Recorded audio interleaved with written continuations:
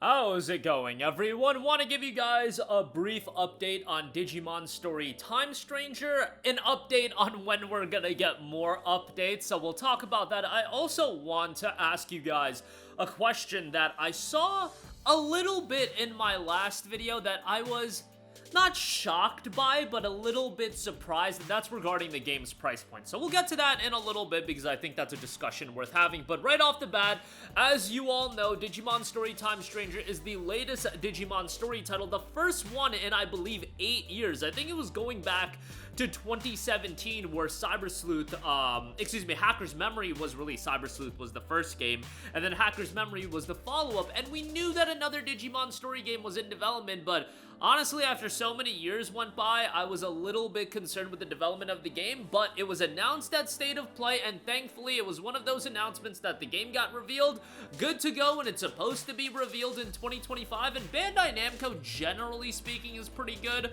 with their release window, so I expect this to drop in 2025, and it's probably a game that's been making a ton of progress, and they just decided not to fully reveal the game right out the gate.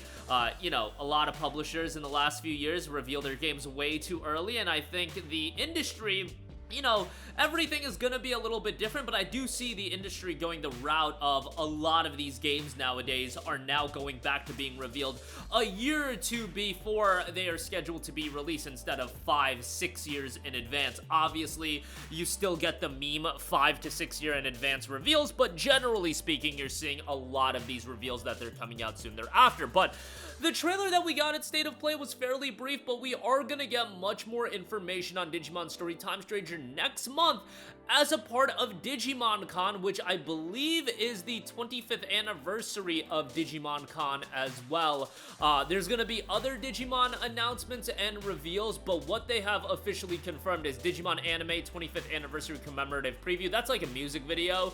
And then the latest updates on Digimon Story Time Stranger set to release in 2025. And then some toy updates, card, comics, music, and goods, which I'm into, don't get me wrong. Like, Digimon is one of those things where, you know, I'm not buying a ton of memorabilia or anything like that, but your boy did just recently buy a Terriermon hoodie, so, you know, I'm down bad for Digimon. It's like that one IP that's a part of my childhood that I still can kind of view it in that nostalgic light, and honestly, as corny as it's gonna sound, almost makes me feel like a kid again. Like, there's franchises that I grew up with that I can go back and play, but necessarily don't make me feel like a kid. Like, I just recently went back and played Kingdom Hearts 1. That game didn't make me feel like a kid. Digimon, on the other hand, anything Digimon related, I get that very nostalgic experience with it, and, you know, makes me a little bit less jaded. When it comes to Digimon, I don't be all jaded as I am with a lot of other titles, but more updates to come with Digimon Story Time Stranger in the month of March, with Digimon Con happening, and this will offer some updates on the game, and hopefully some real insight. I don't know if we're gonna get a release date, given that I expect the game to come out in the fall of this year, so if we got a bit of gameplay updates and gameplay news, maybe a release window, and then the official date would be coming sometime in the summer.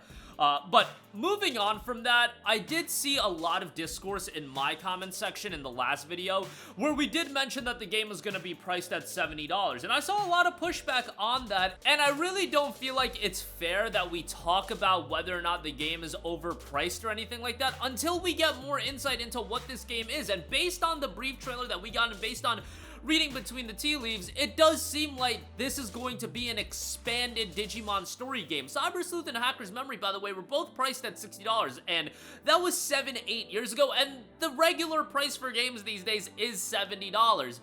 You know, you'll see games released at a budget price point. For example, Clair Obscure Expedition 33, that's coming out at $50. Not every game is gonna follow the same pricing structure. A lot of the Bandai Namco releases have been shifting to $70. Dragon Ball Sparking Zero, another licensed anime game, came out at $70. You know, and Bandai Namco has been doing more $70 games. I do believe this will be their second anime $70 game after Sparking Zero. Storm 5 hasn't happened, Storm Connections was $60, so on and so forth.